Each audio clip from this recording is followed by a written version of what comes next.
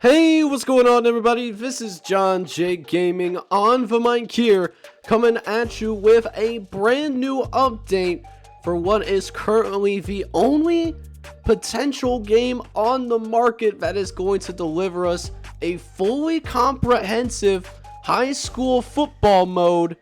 And I hope you guys are excited for this month's update. If you guys are, make sure you go ahead, smack that like button. Hit the subscribe button if you happen to be brand new to the channel, as well as not only do I have an analysis of various indie games, as well as the mods that are out there to make our football gaming experiences better, but I also have my own original series, so if that tickles your pickle, definitely check that out. But that being said, for those of you that follow this particular group on either Twitter or in their Discord, they did just very recently release the July development update for varsity football, and I'm looking at this month's updates, and let me tell you, I am very excited for what they're potentially bringing to the table. I think what they have going on, while it's still late in the works, it's they got something special going on, and I hope that they can execute some of the things that they are wanting to bring to the table. But with that being said, what is included in that July 2022 update? Well, first and foremost, there are four main items that I want to talk about. First and foremost, they do have the customization suite, as many of these people that are working on the varsity football game as of right now, they do come over from Maximum Football 2019 and 2020, and they recognize that the strength of that game was the customization. And not only is that customization going to be built not only on the just the ability to really have this sandbox mode where you can customize any team that you want within your dynasty universe, but that's not limited to your particular teams.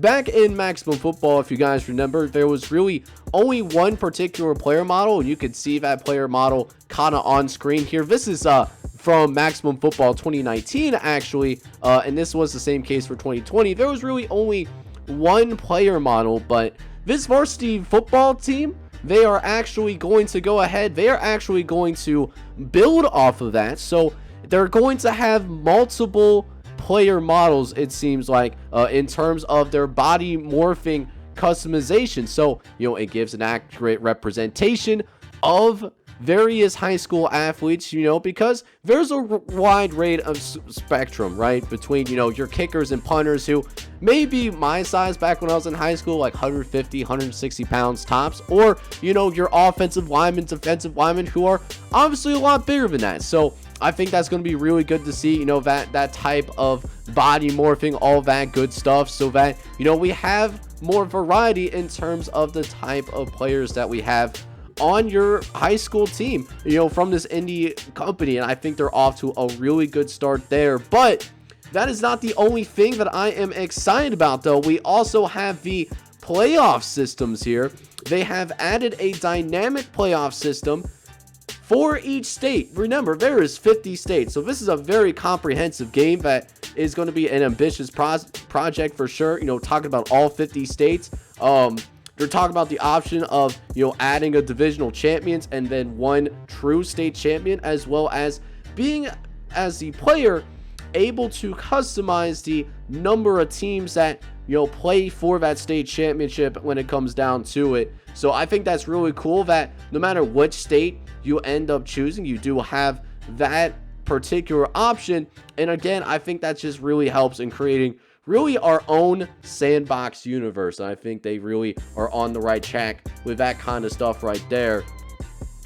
But the thing that I'm really most excited about, and I'm saying this from the standpoint of understanding that they are a very small indie company, is that they have their very own motion capture suite. Now, I am not personally familiar with this particular model of motion captures, and I'm not going to sit here and tell you guys that I am an expert in any way, shape, or form. So I don't know how good this thing is. I'm going to have to take them at their word that this is on the high end in terms of motion capture, but just the fact that they have their very own and that they don't have to either, I don't know if they're going to have to go off site in order to, capture their motion capture in the past, or if it's going to still be that way. But the fact that they don't have to share with anybody else, that's going to be really helpful in terms of providing not only a more higher quality development of this particular game, but also maybe make this game develop in a little bit of a faster pace, simply because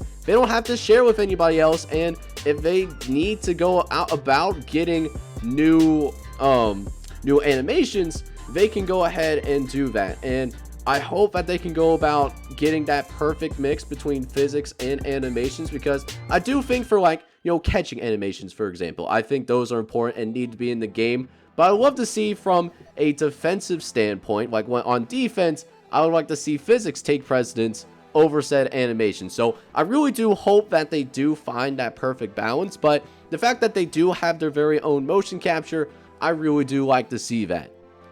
And then finally, the last thing that they mentioned in their July development update is the state structures. And they have developed a system to provide a dynamic divisional state league. So for those of you that are not as familiar with high school football, there is 1A to 6A, and it kind of separates the various high schools that are in each state. Like for the state of Ohio, for example, I used to go to Wayne High School way back in the day, right? They were 6A because we were a really big high school, you know, one of the biggest high schools in the state of Ohio. Now 1A to 6A is basically determined by the number of students in your student body, so that's how that's determined. So in smaller and even mid-sized states, it only is going up to 1A to 5A. But you know, in your states like Texas, California, Florida, those types of states that have a much larger population, those particular states are going to have a 6-8, and that is going to go about, you know, that is going to affect like how your league is. And that also goes into, you know, which school you want to go with, whether you go with a smaller school or whether you decide to go with a bigger high school as an assistant or something like that to start your high school coaching experience. So guys, that's really all I have in terms of the July development update for varsity football. And let me tell you what, ladies and gentlemen, I really love what I'm hearing from this game. I can't wait to hear what they have going on moving forward. And if you guys are really enjoying these development updates from varsity football, do me a huge favor, smack that like button for me and watch this thing all the way to the end, because that will really help with that YouTube algorithm. And also, if you're brand new to the channel, if this is the first time that you're listening to me, make sure you go ahead, hit that subscribe button as well. Not only do I do analysis of various indie football games that are on the market as of right now, on top of some of the football mods that are currently available, but I also have my original gaming series as well. You know, we got something going on not only for NCAA 14 using the college football revamp, but we also got something really amazing going with NCAA football 2006 and that FCS Dynasty, showing love to those FCS squads, man. So you're going to want to check all of that out. But in the meantime, I am going to sign off for the time being, but I'm hoping you guys are all out there having a good one. Take care, everybody.